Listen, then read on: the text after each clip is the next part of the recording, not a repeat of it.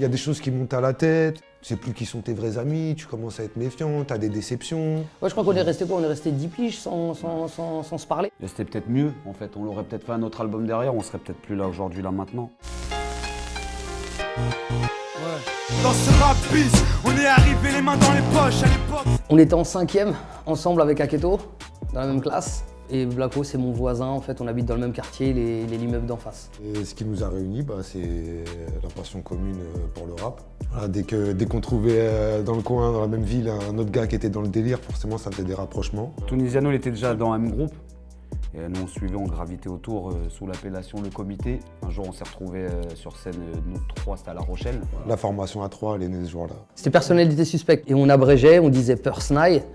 Et puis après, c'était le Verlan de Sniper, on a gardé Sniper. Avant que notre premier album il sorte, on avait fait une apparition sur BOSS, qui était la compile de Joey Star et DJ Span. On t'appelle, on te dit écoute la radio, Théma, il y a ton son qui passe, t'es comme un ouf. Non, si bébé. Donc, attends.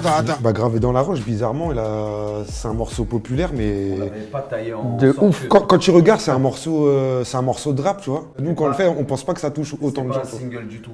T'as reconnu la voix que t'aimes, la même signature vocale, et chaque à l'arrache, du hip-hop sans complexe, tellement gravé dans la roche que j'allume mes clopes au silex. Famille et nos proches, c'est gravé dans la roche. Sorti de nulle part, c'était écrit, c'est pas ça. C'est un morceau qui a été fait rapidement. En une après-midi, il a été fait le jour même. La vie qu'il a eue, ça nous a dépassé en fait.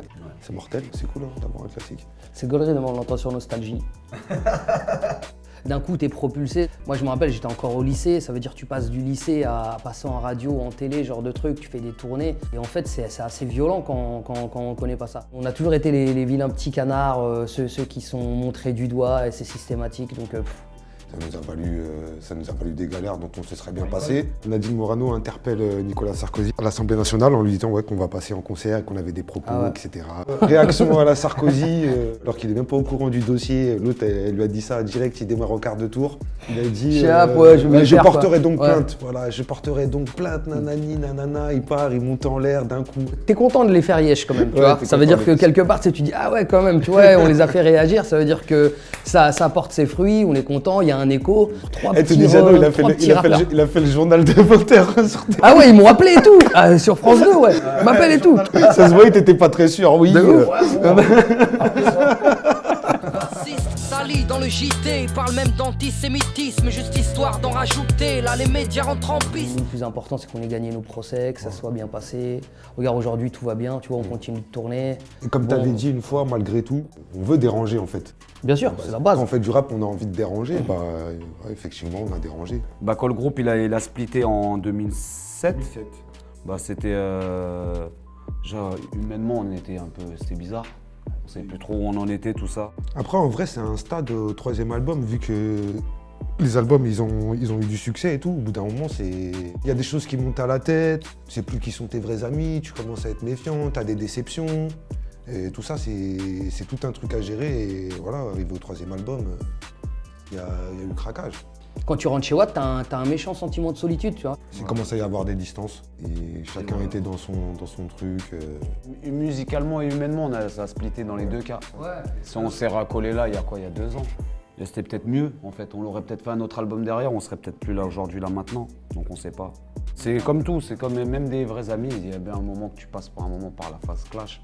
Ouais, je crois qu'on est resté quoi? On est resté 10 piges sans se parler, tu vois. Après, voilà, tu vois, on a toujours continué d'exercer, on vit de notre musique, tu sais, dans l'ensemble, tu vois, c'est très très bien, tu vois. On a mis de l'eau dans notre vin, on s'est vu une fois par l'intermédiaire d'un pote, et puis après on a crevé l'abcès, puis tout simplement on s'est rendu compte que le temps était passé, on avait grandi, et qu'il était temps de soit d'enterrer la hache de guerre et de passer à autre chose et aller de l'avant, soit de continuer à rester chacun dans son coin, et puis en fait, on a pris la plus sage des décisions. On s'est juste posé, on s'est dit, vous venez, on essaye de revoir si les automatismes ils sont toujours là, si on arrive à refaire de la musique déjà ensemble. Je sais pas si c'est un manque de confiance en nous, mais on s'était dit, est-ce que les gens répondent toujours présents? Est-ce que les gens ont toujours une attente par rapport à nous? Parce qu'il y a énormément de rappeurs aujourd'hui et que, tu vois, le temps il est passé. Je trouve qu'il y a tout dans le rap aujourd'hui, tu vois. Du mainstream, il y en a, comme il y a des rappeurs très, très hardcore et très vulgaires, parce que je sais pas, on peut appeler ça comme on veut. C'est devenu vraiment une musique à part entière. Il y a tout, quoi.